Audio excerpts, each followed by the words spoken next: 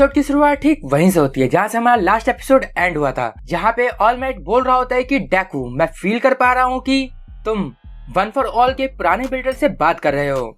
और अब डेकू की आँख खुलती है, वो अपने सामने वन फॉर ऑल के प्रीवियस यूजर को देख रहा होता है और वहाँ पे योइची जो कि वन फॉर ऑल का फर्स्ट बिल्डर है, वो बोल रहा होता है तुम्हें अभी बुलाने के लिए हमें माफ करना। पहले हम तुमसे फ्लक्चुएशन के दौरान स्पेस में बात कर सकते थे, लेकिन अब हम वहाँ तक लिमिटेड नहीं है क्योंकि आज से 4 महीने पहले वन फॉर ऑल की पावर अचानक से बढ़ना स्टार्ट हो गई थी और इस वजह से वन फॉर ऑल के पुराने यूजर एक अच्छी शेप लेने में कामयाब हो गए और एक दूसरे से कम्युनिकेट कर पाए। और लास्ट टाइम जब मेरे भाई ने हमारी पावर को खींचने की कोशिश करी, इस वजह से हम तुम्हारे सामने दोबारा आए।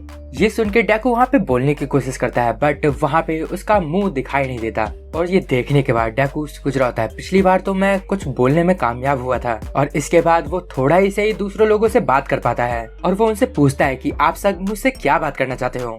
तभी वहाँ फोर्थ यूजर बोलता है, मेरा नाम है हिकागे शिगामोरी, तुम अपनी लास्ट फाइट में मेरी पावर बाहर निकालने में कामयाब हुए थे। और ये सुन के फिफ्थ यूजर बंजो बोलता है, शिगामोरी एक अजीब इंसान है और वो उसे मारने की कोशिश करता है, बट वो अपने पावर की वजह से बच जाता है। और डेकू से बोलता है, क्या तुमने सुना कि मैं मरा कैसे था और उस टाइम मेरी एज कितनी थी? तो डेकू बोलता है, हाँ उस टाइम आपकी एज 40 थी, लेकिन आपके मौत का कारण ऑल माइट ने लिखने की कोशिश करी थी, बट बाद में उन्होंने उसे काट दिया था।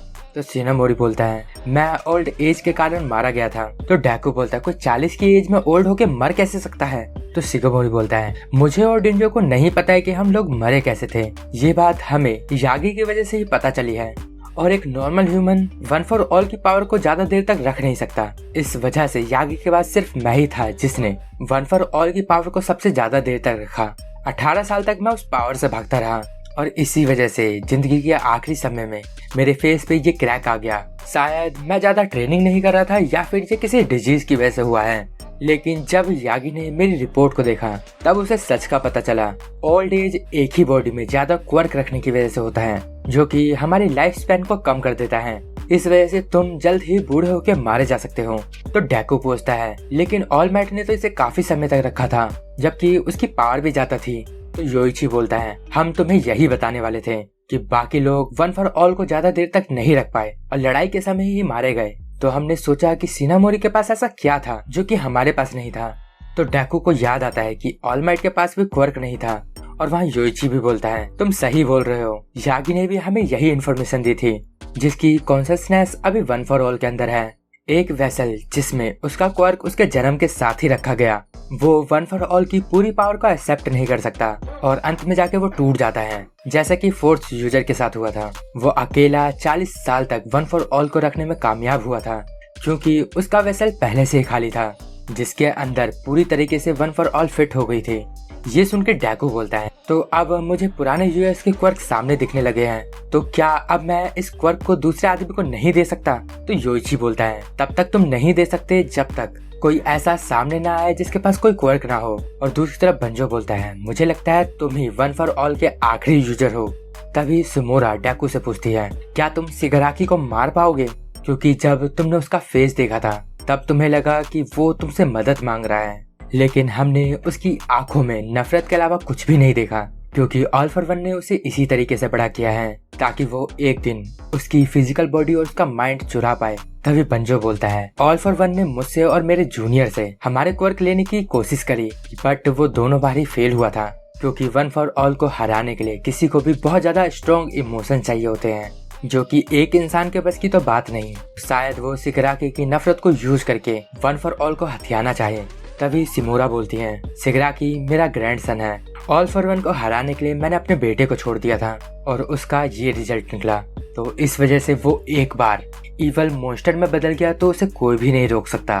तो इस वजह से कई बार ऐसे लोग होते हैं जिसे बचाया नहीं जा सकता। तो क्या तुम उसे रोकने के ऑर्डर पे उसे मार सकते हो? तभी डेकू बोलता है, मेरी नजर में वो अभी भी परेशानी में है, क्योंकि जब शिगाराकी की कॉन्शियसनेस वन फॉर ऑल के अंदर गई तब मैंने उसके ड्रीम को फील किया, बट उसकी नफरत की गहराई में मैंने एक रोते हुए बच्चे को देखा। इस वजह से उसने भले ही कितने ही लोगों को मारा हो, बट वन फॉर ऑल कोई ऐसी पावर नहीं है जिसे किसी को मारने के लिए यूज किया जाए, बल्कि ये तो लोगों को बचाने की पावर है। ये सब कुछ ही मैं ऑल माइट से सीखा है हो सकता है कि उसे रोकने के लिए उसको मारना ही आखिरी उम्मीद हो, बट मैं उस बच्चे को बचाना चाहता हूँ। ये सब सुन के सिमोरा रोने लगती है और वो बोलती है, मुझे माफ करना, मैं बस अभी तक तुम्हें टेस्ट कर रही थी। तभी योइची वन फॉर ऑल के सेकंड और थर्ड यूजर को देखते हुए बोलता है, तुम्हें भी हमारी मदद करनी चाहिए, क्योंकि वन फॉर ऑल की सारी पावर निकालने के लिए हमें तुम्हारी जरूरत है। और अब हम देखते हैं कि हॉक्स और बेस्टोजिनिस ऑल माइट से मिलने आते हैं। उन्हें देख के ऑल माइट पूछता है, तुम्हें मुझसे क्या काम है? तभी हॉक्स बोलता है, मैं यहाँ पे वन फॉर ऑल और डेको की बात करने आया हूँ, क्योंकि हमारी आखिरी लड़ाई में एक हीरो ने वन फॉर ऑल की बात करी थी और अभी अभी हमने सुना कि शिगाराकी डेको के पीछे पड़ा था। तो इस वजह से मुझे इस चीज की सारी इन्फॉर्मेशन चाहिए, क्योंकि अब से हम सिर्फ विलन से ही नहीं बल्कि पब्लिक से भी लड़ रहे हैं। तभी ऑल माइट बोलता है, क्यों ना हम कहीं और जाके बात करें, वहाँ पे मैं तुम्हें सब कुछ बताता हूँ। और अब हम एंडेवर को देखते हैं। वहाँ पे मीडिया के सामने एंडेवर डाबी को अपने बेटे के रूप में एक्सेप्ट कर लेता है और इसके लिए वो हर किसी से माफी भी मांगता है। तभी मीडिया में से कुछ लोग बोलते हैं, तुमने भले ही इस चीज को एक्सेप्ट कर लिया, बट हॉक्स और बेस्टोजिनिस ने इस चीज को डिनाई कर दिया है। तभी वहाँ हॉक्स बोलता है, बेस्टोजिनिस का मर्डर हमारे घुसपैठ के लिए जरूरी था, लेकिन डाबी की ये बात कि मेरे फादर क्रिमिनल है और मैंने किसी एक विलन का मर्डर किया है, ये बात सच है। तो अपने फादर का सच छुपाने के लिए मैं आप सबसे माफी मांगता हूँ। और विलन ट्वाइस की बात करें तो उस समय मेरे पास कोई और चॉइस नहीं थी। अगर वो अपना क्वर्क एक्टिवेट कर देता तो अभी जितना यहाँ पे डैमेज हुआ है तो उससे कई गुना ज्यादा डैमेज होता और कई सारे लोगों की जान भी चली जाती। तभी मीडिया में से एक लेडी उनसे सवाल करती है, गिगांटोमाकिया की वजह से मेरी मॉम काफी ज्यादा इंजर्ड हो गई है, तो इसलिए तुम बस सॉरी बोल के यहाँ से भाग नहीं सकते। तुम्हें पता भी है पिछले कुछ हफ्तों में कितने लोगों ने जान गंवाई है, तो इस तरीके का चेहरा बनाना बंद करो और जाके उस विलन को हराओ। तो एंडेवर वहाँ पे बोलता है, तुम जैसा बोल रही हो हम भी वैसा ही करना चाहते हैं, बट अभी की कंडीशन के हिसाब से इतने कम हीरो की मौजूदगी में हम सबको प्रोटेक्ट नहीं कर सकते। इस वजह से हम उस एरिया को कम कर देंगे जिसे हमें प्रोटेक्ट करना है और यूए स्कूल के आसपास के एरिया को हम शेल्टर में डिवाइड कर देंगे। तो मीडिया बोलती है, बिना फ्यूचर को जाने हम कैसे अपने घर छोड़ दे। तो एंडेवर बोलता है, ये सब इसलिए है ताकि आप सब फ्यूचर देख पाओ, तो इस वजह से तुम सारे अपनी परेशानियों का मुझे ब्लेम करे, ना कि उन लोगों को जो अब से आपके लिए अपनी जिंदगी को दांव पे लगाने वाले हैं। और जब एंडेवर से वन फॉर ऑल के बारे में पूछा जाता है तब वो बोलता है, मुझे इस बारे में कुछ भी नहीं पता। और वहीं दूसरी तरफ डेकू सबको एक लेटर लिखता है जिसमें वो सबसे बोलता है कि ऑल फॉर वन मेरे पीछे हैं। इस वजह से मैंने सोचा कि मैं अपनी क्लास को अपना सीक्रेट बता दूं कि मुझे ऑल माइट से एक स्पेशल पावर मिली है। इसी वजह से शिगाराकी और ऑल फॉर वन मेरे पीछे हैं और ऐसा ही चलता रहा तो तुम सब भी मेरे पीछे फंस जाओगे। इस वजह से मैं यूआई स्कूल को छोड़ के जाने वाला हूँ और अब तक मेरे साथ रहने के लिए तुम सबका धन्यवाद। वजह से डेकू ने यूआई स्कूल को अप्रैल में ही छोड़ दिया और इसके बाद डेकू एक बिल्डिंग के ऊपर खड़ा होता है और वहाँ से वो एक विलन को देख रहा होता है और यहीं पे ये एपिसोड एंड होता है। अगर आपको इस वीडियो में कुछ भी अच्छा लगा या पसंद आया तो इस वीडियो को लाइक करो और कमेंट करके मुझे जरूर बताना कि ये वीडियो आपको कैसी लगी।